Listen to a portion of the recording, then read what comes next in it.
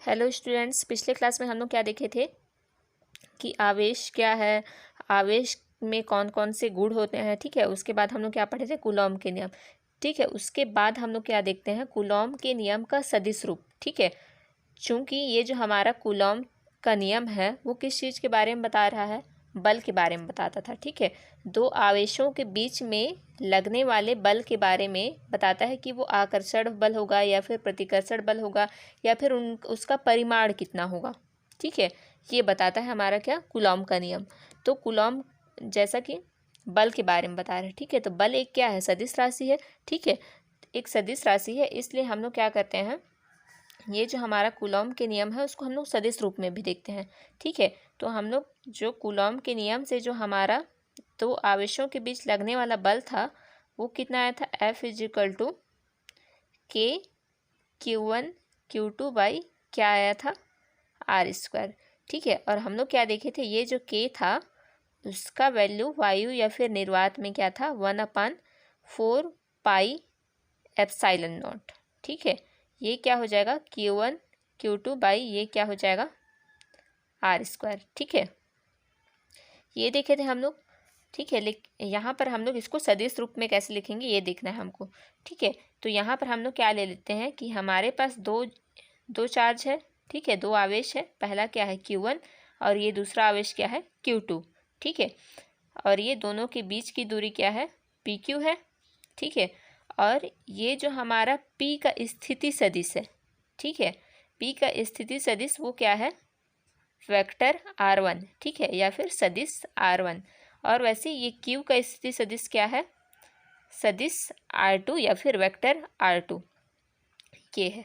ठीक है, तो हम लोग क्या करते हैं कि F21। ठीक है, इसका मतलब क्या है कि 1 के द्वारा, कि चार्ज 1 के द्वारा 2 पर आरोपित बल। ठीक है, तो ये भी क्या हो जाएगा, 1/4 पाई एप्सिलॉन, ये यहाँ पर दोनों चार्ज का गुणनफल। ठीक है, Q1 ये Q2। ठीक है, उसके बाद यहाँ पर जो चेंज होगा वो हमारा क्या हो जाएगा, यहाँ पर R था, ये हमारा क्या था, नॉर्मल फॉर्म में ठीक था। ठीक है, लेकिन यहाँ पर हमको क्या निकालना है, सदिश के फॉर्म में निकाल रहे हैं।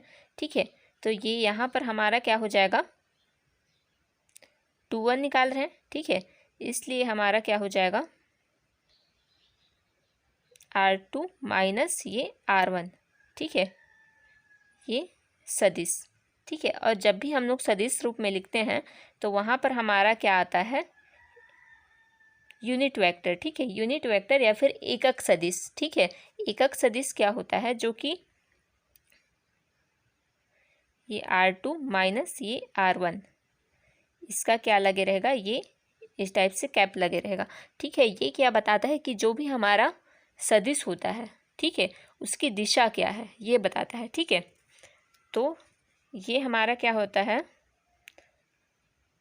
ये जो R2 कैफ है। ठीक है, या फिर इसको नॉर्मल फॉर्म में ही लेते हैं। ठीक है, तो ये जो हमारा R कैफ है उसको हम लोग क्या लिख सकते हैं, ये हमारा यहाँ पर ये क्या हो जाएगा, ये इस वर्ग रहेगा इसका। ठीक है, ये यहाँ पर वर्ग है। ठीक है, तो ये जो हमारा R कैप होता है उसको हम लोग क्या लिख सकते हैं, वेक्टर R अपॉन में क्या हो जाएगा, ये मॉड्यूलस R। ठीक है, तो ये यहाँ पर हमारा क्या हो जाएगा, 1/, में ये 4 पाई ये एप्सिलॉन। ठीक है, ये Q1 Q2 बाई ये क्या हो जाएगा, वेक्टर R2 माइनस R1 का ये स्क्वायर हुआ। ठीक है, ये जब इसको कैप में हम लोग ये कैप को हटा के ये वाला वेक्टर लगाएंगे सदिश रूप में, तो ये हमारा क्या हो जाएगा, R2 माइनस R1। ठीक है, फिर ये क्या हो जाएगा, मापांक R2 माइनस ये क्या हो जाएगा, R1। ठीक है, तो ये यहाँ पर हमारा क्या आ जाएगा, 1/, में ये 4 पाई एप्सिलॉन नॉट। ठीक है, Q1 Q2 बाई ये क्या हो जाएगा, R2 माइनस R1 का ये क्या हो जाएगा, क्यूब। ठीक है, क्यूब हो जाएगा, और ये यहाँ पर क्या आ जाएगा, सदिश R। ठीक है, तो ये यहाँ पर मतलब कि हम लोग का ये स्टार्टिंग वाला फॉर्मूला यहाँ पर क्या है, के Q1 Q2 बाई ये R² होता है, ठीक है। लेकिन यही हमारा सदिश रूप में ये क्या हो जाता है, 1/4 पाई एप्सिलॉन Q1 Q2 ये R2 माइनस ये R1, ठीक है, अपॉन में ये R2 माइनस R1 का क्यूब, ये होता है, ठीक है। तो जहाँ कहीं भी इस टाइप से फॉर्म में देखो तो कन्फ्यूज मत होना। और ये जो हमारा क्या है, R2 माइनस ये R1 है, इसको हम लोग ये सिंपल फॉर्म में इस टाइप से भी लिख सकते हैं, ठीक है। 1 में ये 4 पाई एप्सिलॉन हो गया, ठीक है, ये Q1 Q2, ठीक है। और ये जो हमारा दिया हुआ है उसको हम लोग क्या लिख सकते हैं, R21, ठीक है। ये मॉड्यूलस ये क्यूब हो जाएगा, ठीक है। और ये क्या हो जाएगा, ये R21 वेक्टर, ये इस टाइप से, ठीक है। तो ये क्या था कि 1 के द्वारा 2 पर आरोपित बल, ठीक है।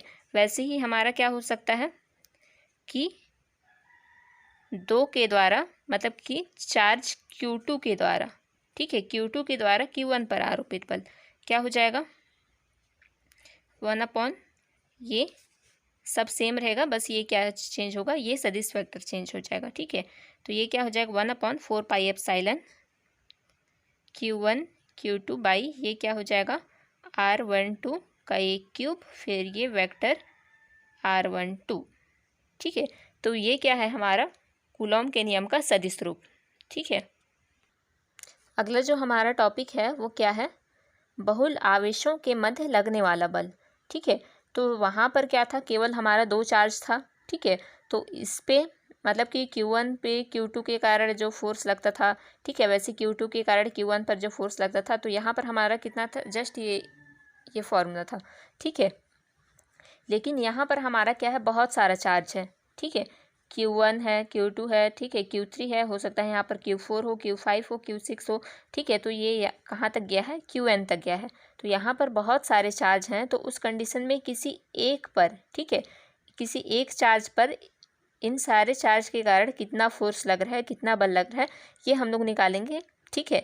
तो यही जो हमारा किसी एक चार्ज पर अन्य चार्ज के कारण जो बल होता है, ठीक है, निकालने की प्रक्रिया जो होती है हमारी, उसको हम लोग क्या बोलते हैं, अध्यारोपण का सिद्धांत, ठीक है। ये जो बहुल आवेशों के कारण जो हमारा किसी एक आवेश पर जो बल होता है, ठीक है, उस चीज़ को जिस मेथड से हम लोग निकालते हैं, ठीक है, वो क्या होता है, अध्यारोपण का सिद्धांत, ठीक है। तो यहाँ पर होता क्या है एक्चुअली, जैसा कि हम लोग क्या देखे थे कि F1 के कारण, ठीक है, F1 नहीं सॉरी चार्ज, ठीक है, 2 के कारण 1 पर बल क्या हो जाएगा, F12, ठीक है। तो यहाँ पर F12 क्या हो जाएगा, K Q1 Q2 बाई ये क्या हो जाएगा, R12 का स्क्वायर, ठीक है। और ये क्या हो जाएगा, R12 कैप, ठीक है। जब यहाँ पर ये कैप रहेगा तो ये यहाँ पर स्क्वायर रहेगा, ठीक है। और जब ये यहाँ पर ये वेक्टर के फॉर्म में रहेगा तो ये यहाँ पर क्यूब होगा, ठीक है। ये चीज़ हमेशा ध्यान देना, थोड़ा सा डिफरेंस है, बट थोड़े से चीज़ के लिए गलत हो सकता है। तो वैसे ही ये F12 हो गया, ठीक है। वैसे ही ये हमारा क्या हो जाएगा, F13, मतलब चार्ज ये Q3 के कारण ये Q1 पर कितना बल लग रहा है, ठीक है। तो ये सारा सदिश रूप में है, तो ये क्या हो जाएगा, K Q1, ठीक है, Q1, और दूसरा चार्ज क्या हो जाएगा, Q3, फिर ये क्या हो जाएगा, R13 का स्क्वायर, और ये क्या हो जाएगा, R13 कैप, ठीक है।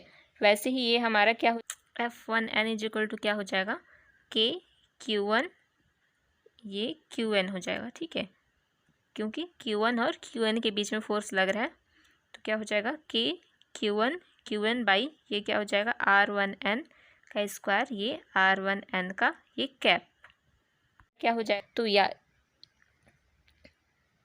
ये तो हो गया सारे, मतलब कि ये जो हमारा Q1 है, ठीक है, उस पर ये वाला एक बल लग रहा है, ये वाला एक बल लग रहा है, ये वाला बल लग रहा है, ठीक है।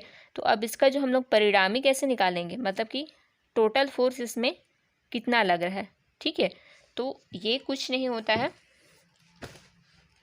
जस्ट सिंपल क्या होता है, F1, ठीक है। F1 मतलब कि Q1 पे कितना चार्ज, क्या हो जाएगा, F12 plus F13 plus F1n, ठीक है। अगर और कोई चार्ज रहता तो इधर आ सकता था, ठीक है, वो भी हमारा क्या हो जाता, सदिश योग के बराबर हो जाता, ठीक है। तो F12 हमारा क्या था, के Q1 Q2 बाई ये क्या था, R12 का ये स्क्वायर, फिर ये क्या था, R12 का कैप, ठीक है, प्लस क्या था, के F13 क्या था, पलट के देख लेना, ये यहाँ पर के सब में कॉमन है, ठीक है, के Q1 Q3 अपॉन में क्या हो जाएगा, R13 का स्क्वायर, और ये क्या हो जाएगा, R13 का ये कैप, ठीक है, प्लस क्या हो जाएगा, के Qn अपॉन में क्या हो जाएगा, R1n ये स्क्वायर, और ये क्या हो जाएगा, R1n का ये कैप, ठीक है। तो यही हमारा क्या है, अध्यारोपण का सिद्धांत। अध्यारोपण के सिद्धांत में केवल इतना ही है, ठीक है। इसके बाद मतलब कि इसका जो मेन एप्लीकेशन है वो हमको देखने को कहाँ मिलेगा, जब हम लोग क्वेश्चन सॉल्व करेंगे, ठीक है। तो बाद में क्वेश्चन सॉल्व करेंगे। इसके बाद जो हम लोग अगला टॉपिक देखेंगे वो क्या है हमारा, स्थिर वैद्युत बल और गुरुत्वाकर्षण बल में समानता, ठीक है। तो जैसा कि हम लोग 11th में क्या पढ़े थे, हम लोग पहले तो 12th वाला ही फॉर्मूला देख लेते हैं। हम लोग स्थिर वैद्युत बल जो कि कूलॉम से निकाले हैं वो हमारा क्या था, के Q1 Q2 बाई ये क्या था, R², ठीक है। ये क्या है हमारा स्थिर वैद्युत बल का फॉर्मूला है, ठीक है। और गुरुत्वाकर्षण बल के लिए फॉर्मूला क्या था, ठीक है, वो क्या था, F = G m1 m2 by ये क्या था, R², ठीक है। तो हमको दोनों में क्या क्या समानताएं हैं और क्या क्या असमानताएं हैं, ठीक है। पहला तो क्या है कि ये जो हमारा बल है दोनों में ही क्या है, R² का क्या है, व्युत्क्रम है, ठीक है। इसमें भी R² है, इसमें भी R² है बटे के नीचे में, ठीक है। तो पहला समानता क्या हो जाएगा कि दोनों बल, ठीक है, स्थिर वैद्युत बल और गुरुत्वाकर्षण बल दोनों बल ही क्या है, दोनों बल ही व्युत्क्रम वर्ग नियम का पालन करते हैं,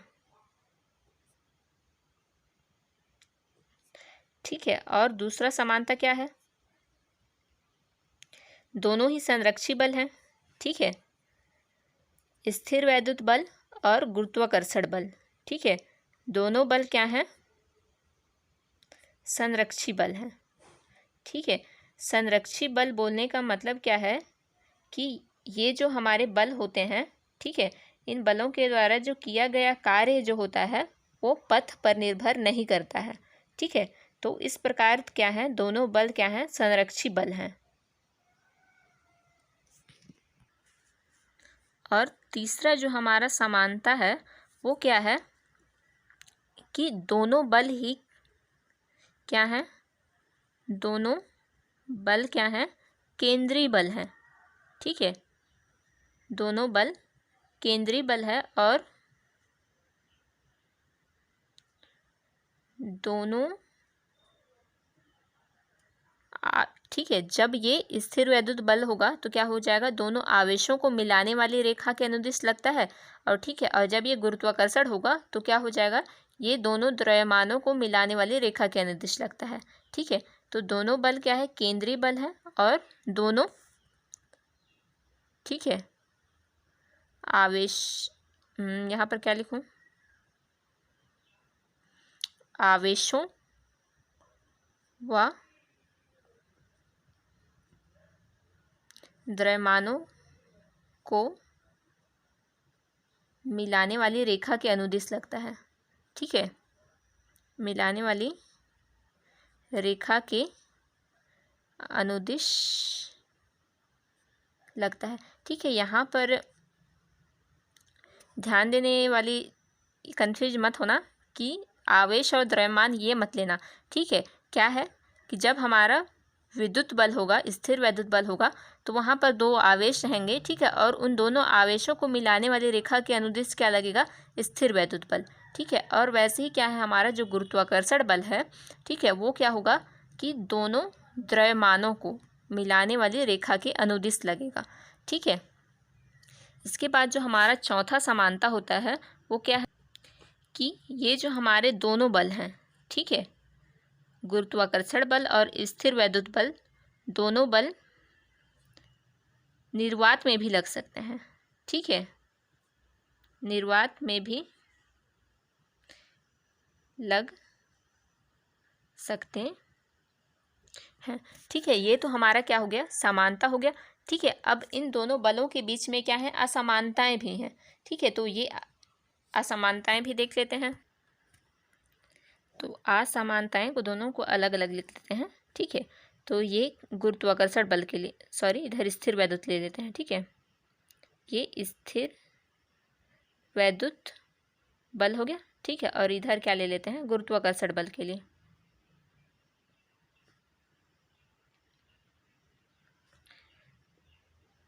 तो एक चीज़ नोटिस किए होंगे कि ये जो हमारा स्थिर वैद्युत बल है वो क्या हो सकता है? आकर्षण बल भी हो सकता है। ठीक है, और प्रतिकर्षण बल भी।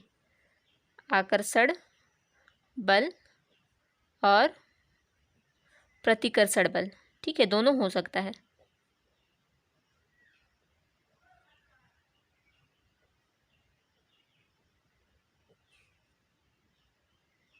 और ये जो हमारा गुरुत्वाकर्षण बल होता है, ठीक है, गुरुत्वाकर्षण बल होता है वो केवल क्या होता है? केवल आकर्षण बल होता है।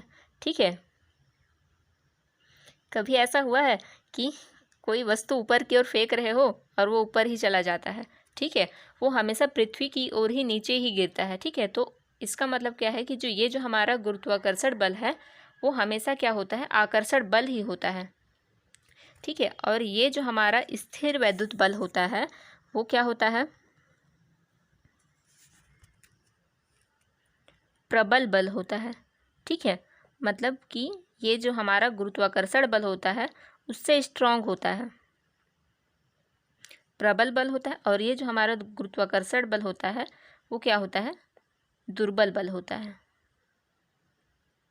ठीक है, और तीसरा जो है हमारा वो क्या है कि जो हमारा स्थिर वैद्युत बल में जो ये जो हमारा के कांस्टेंट है, ठीक है, वो क्या करता है कि दोनों आवेशों के माध्यम पर निर्भर करता है। के किस चीज़ पर निर्भर करता है?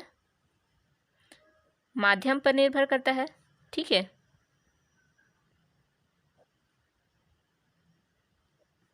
जबकि ये जो हमारा जी होता है, ठीक है, कैपिटल जी, ये क्या होता है? सार्वत्रिक गुरुत्वाकर्षण नियतांक होता है।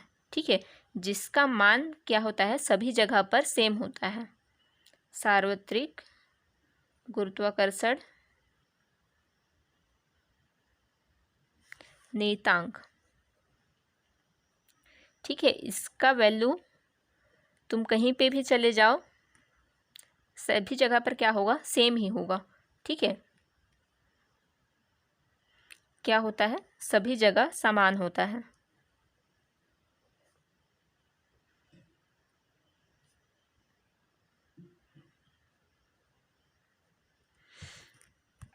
इस लेक्चर में इतना ही। ठीक है, इससे पहले का वीडियो अगर नहीं देखे हो तो वो डिस्क्रिप्शन बॉक्स में दिया हुआ है, चेक कर लेना।